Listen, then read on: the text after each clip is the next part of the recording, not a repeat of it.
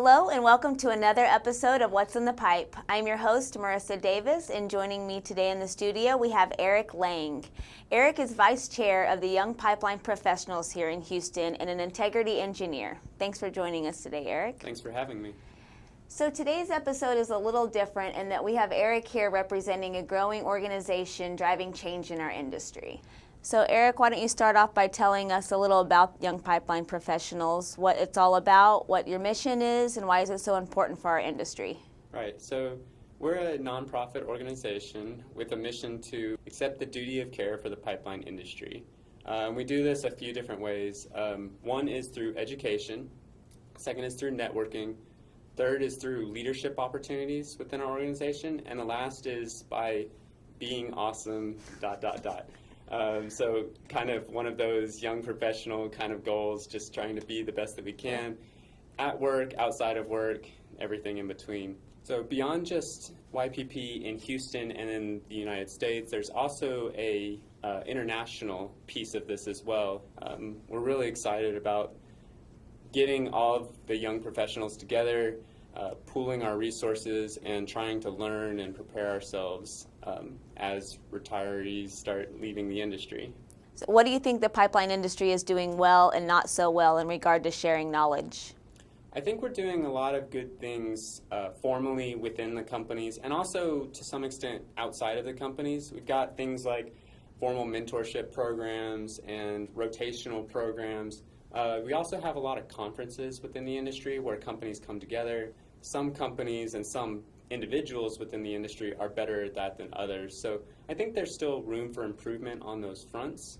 An organization like the one that we have now formed is, I think, a step in that direction where there's a way and channel now for some of these senior organizations to talk to the younger generation in the industry and try and share some of that knowledge.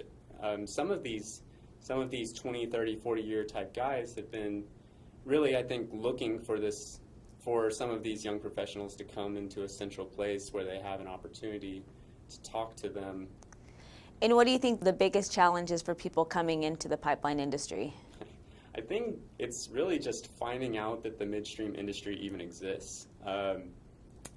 When people say oil and gas, they generally think either upstream or downstream, so drilling or refining. But you typically don't think about what's in the middle. Pipelines, when you think about it in college, doesn't really sound like a change the world type of initiative. So it doesn't have that sexy appeal, I guess you could say. But having said that, I think we can do a better job as an industry of really advertising what is involved in midstream business. And there really is a lot to do. And it's not a boring sector by any means. There's a lot of change happening, a lot of change coming. I mean, albeit it's on older assets, but it's how do we manage these assets that have been in the ground for 3, maybe even 4 generations of people working on them. I mean, grandchildren might be working on something that their grandfathers put in the ground. The challenges behind maintaining that, they get me excited. Like I enjoy that challenge. So advertising that kind of stuff, I think, is where we can do better. How do we get involved if we want to? So we have a website, yppusa.org. We're also on social media on LinkedIn and Facebook, so you can find us on either of those. But on our website, there is a membership section, and you can go there, and there's a link that'll take you through how to join and become a member. Right, and then one last question before we finish up. As an integrity engineer, how do you think we can better use technology to keep our pipelines operating safely? Well, I think there's already a lot on the market that's great and will continue to improve, such as ILIs. I mean, the data that comes across with those and the information that we can gather from those will only improve over time. But I think where we really need to get better as an industry is maintaining our data and completing the records and what we should know about our pipelines. Some of these assets have been in the ground a long time, and with that usually comes changing hands.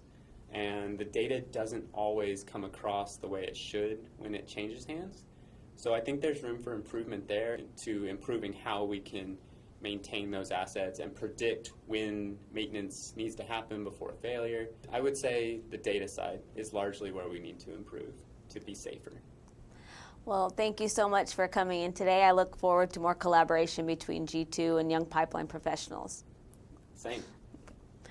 And that's all the time we have for today. If you haven't already done so, subscribe to our YouTube channel or join our special What's in the Pipe LinkedIn group to join the conversation. We'll see you next time. Until then, keep it flowing. It's under control.